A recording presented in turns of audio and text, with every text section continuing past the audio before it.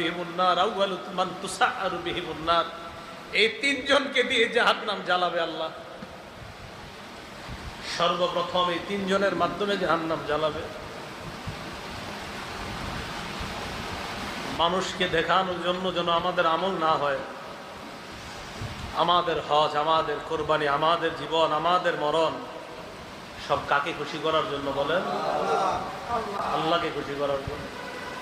মানুষকে দেখানোর জন্য যদি হয়,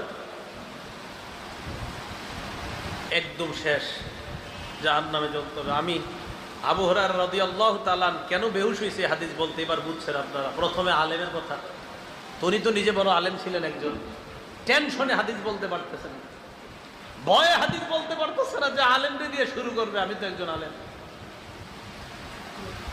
আবু হুরায়রা রাদিয়াল্লাহু তাআলা একবার, দুইবার, চারবার বেহুশ হয়ে গেছে, টেনশন পেরেশান। আপনাদের